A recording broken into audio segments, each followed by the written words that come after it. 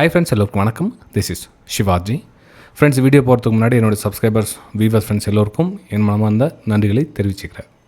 Okay, சரி friends, இன்றைக்கி Nifty 50 update போகிறதுக்கு முன்னாடி நேற்று என்ன நான் உங்களுக்கு கூட டிஸ்கஸ் பண்ணேன், அதே மாதிரி இன்றைக்கி நம்ம வெபினார் குரூப்பில் என்னென்ன டிஸ்கஸ் பண்ணேன் எல்லாத்தையும் ஒன் பை ஒன் பார்த்துட்டு, அதுக்கப்புறம் நாளைக்கு அதாவது 29ஆம் தேதி மார்க்கெட் மூவ் எந்த பக்கம் இருக்கும் அப்படின்றதையும் பார்க்கலாம் ஃப்ரெண்ட்ஸ். ரைட்டுங்களா?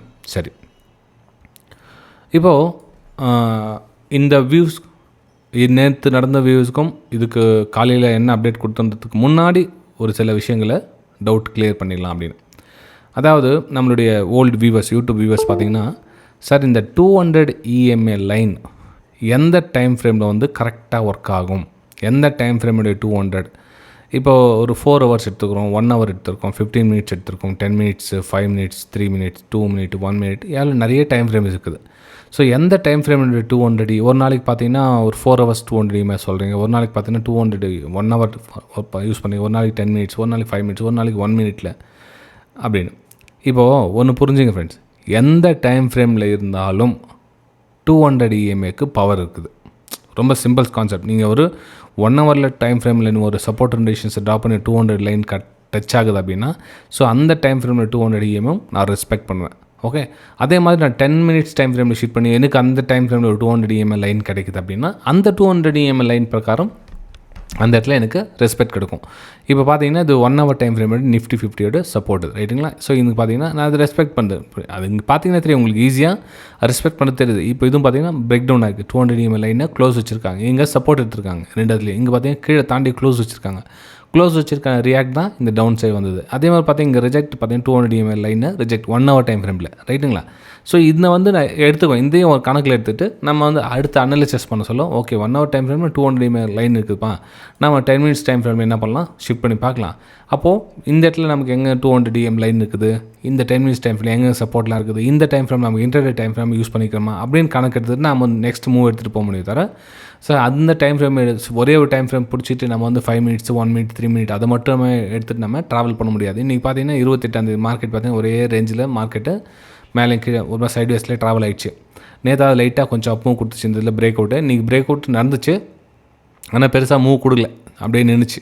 அந்த ஆக்சுவலி இன்னும் கொஞ்சம் மூவ் வந்தால் ஏதாச்சும் நம்ம எதுவும் எதிர்பார்க்கலாம். ஆக்சுவலாக 1:1 1:2 வந்துச்சா இல்லையான்னு தெரியல, பார்க்கலாம் அது. ஓகே, சரி ஃப்ரெண்ட்ஸ், நம்ம டாபிக் வரலாம். நேற்று நான் உங்களுக்கு என்ன வியூ கொடுத்துருந்தேன் அப்படின்னு பார்த்தீங்கன்னா, இந்த மேலே ரேஷன்ஸ் இங்கேருந்து பிரேக் அவுட்டுக்கான வாய்ப்புகள் பார்க்கலாம் அப்படின்னு மென்ஷன் பண்ணியிருந்தேன். ஞாபகம் இருக்கான்னு தெரியல, இதுக்கு முன்னாடி போய் வீடியோ போய் பாருங்கள்.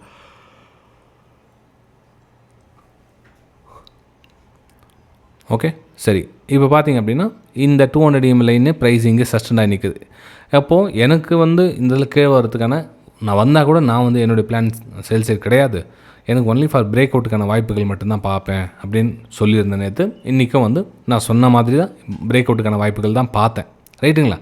சரி, இன்றைக்கி என்னென்ன வெபினார் குரூப்பில் ஷேர் பண்ணியிருந்தேன் அப்படின்றது பார்க்க உங்களோட. ஃபஸ்ட்டு பார்த்தீங்கன்னா 9:39 ஃபஸ்ட்டு ஒரு பிரேக் அவுட்டுக்கான ஒரு வாய்ப்புகள் பார்த்தேன்.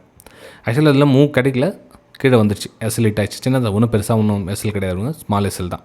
அதுக்கப்புறம் ரெண்டாவது டைம் ஆப்பர்ச்சுனிட்டியில் பிரேக் அவுட்டில் தான் வந்து ஒரு ரிசல்ட் கிடச்சிருக்கு. ஆனால் 1:2 போச்சா இல்லையான்னு தெரியல, பார்க்கலாம், அதுவும் இருங்க. இது பார்த்திங்கன்னா அந்த செகண்ட் டைம் அட்டன் பண்ணதில்லை, அதாவது அந்த 10:50 ஒரு பிரேக் அவுட் 1 மினிட் டைம் ஃப்ரேமில் நீங்கள் ஷூட் பண்ணி பார்த்தீங்க அப்படின்னா ஒரு பிரேக் அவுட் நடந்தது.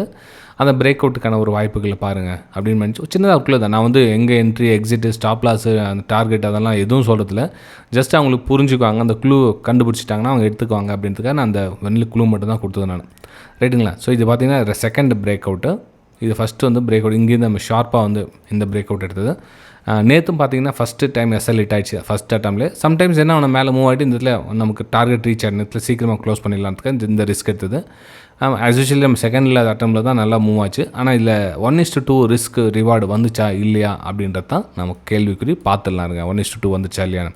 ஸோ நமக்கு இந்த இடத்துல வந்து பிரேக் அவுட்டுக்கான வாய்ப்புகள் பார்த்தோம். ஸ்விங் லோ நம்ம ஸ்டாப் லாஸ் போட்டோம், எவ்வளோ 16 பாயிண்ட் ஸ்டாப் லாஸு, டார்கெட் வந்து 1:2.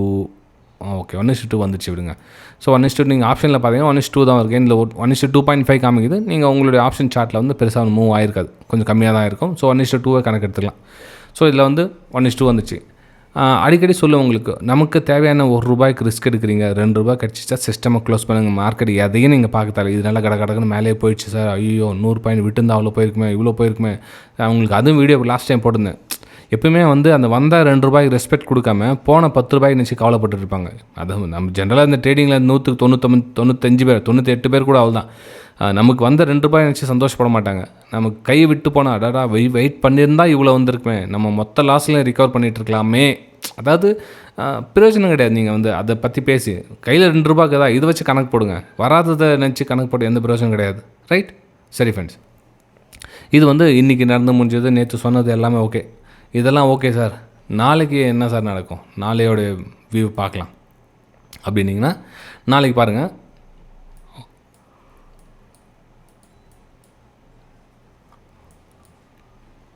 ஒன் செகண்ட் இருங்க.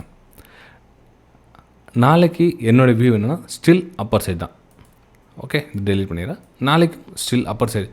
ஏன் சார் அப்பர் சைடுன்னு சொல்லி 24,000 வந்து ரவுண்ட் நம்பர் இல்லையா, அது வந்து ஒரு நல்லா ஸ்ட்ராங்காக ப்ரைஸ் ரிஜெக்ட் பண்ணிகிட்டு இருக்காங்க. நீங்கள் போய் இதில் வந்து அப்பர் சைடு அப்படின்றீங்க, ரிஜெக்ட் ஆகிட்டு கீழே தானே ஒரு கேப் ரீஃபில் பண்ணணும் அப்படின்லாம் சொல்கிறாங்க ஒரு சில சோஷியல் மீடியாவில் அப்படின்னு. உங்களுக்கு நல்லா கவனிச்சிங்க ஃப்ரெண்ட்ஸ், மார்க்கெட்டு கீழே வந்தால் கூட நான் செல் பண்ண மாட்டேன். இந்த கேப்பை ரீஃபில் பண்ணுற இந்த ஏரியா எனக்கு தேவையில்லை. இந்த இதில் மார்க்கெட் வந்துச்சா இந்த இதில் ரிஸ்க் எடுக்கிற எனக்கு தைரியம் கிடையாது. ஓகே, எனக்கு சேஃபர் ஜோனில் இருக்கணும்னு நான் ஆசைப்பட்றேன். ஏன்னா எனக்கு வந்து இந்த ஏரியா பேலன்ஸ் ட்ராவல் ஆகணும். இந்த ஏரியா ட்ராவல் ஆச்சுன்னா எனக்கு ஒரு சாட்டிஸ்ஃபேக்ஷன். அதுக்கப்புறம் புதுசாக டெசிஷன் எடுக்கலாம், மார்க்கெட் கீழே வருமா இல்லையான்றது அதுக்கப்புறம் டெசிஷன் எடுக்கலாம். ஆனால் இந்த ஏரியா இன்னும் பேலன்ஸ் இருக்குங்களா. ஸோ 24,100 லெவல் போகாத மார்க்கெட் வந்து கீழே வருது அப்படின்னா சம்திங் ராங் அப்படின்னு அர்த்தம். ஏன்னா ப்ரைஸ் எல்லாமே கீழே வருதுன்னு சொல்லி ஷார்ட் பண்ணி என்ன பண்ணுவாங்க, அகைன் இங்கேருந்து மார்க்கெட் புஷ் பண்ணி மேலே கொண்டு போக ட்ரை பண்ணுவாங்க. உங்களுக்கு நேற்று வீடியோவில் தான் சொல்லியிருந்தேன், உங்களுக்கு மார்க்கெட் இங்கே இருந்தாலும் சரி எனக்கு அப்பர் சைடுக்கான பிளான் தான் எடுக்கலான்னு இருக்கிறேன். ஆனால் அப்பர் சைடு பிளானில் எனக்கு 1:2 கிடைச்சா போதும். எனக்கு 1:10 வேணும், 1:20 வேணும்னா என்னோடய எக்ஸ்பெக்டேஷன் கிடையாது. ₹1 நீங்கள் ₹2 கிடைச்சா ஓகே, ஹாப்பியாக சிஸ்டம் க்ளோஸ் பண்ணுங்கள். அந்த இடத்துல ரீவென்ஸ் ட்ரேடிங்கோ ஓவர் ட்ரேடிங் அந்த வராது, கான்செப்ட் வராது அந்த இடத்துல. உங்களுக்கு புரியுதுங்களா?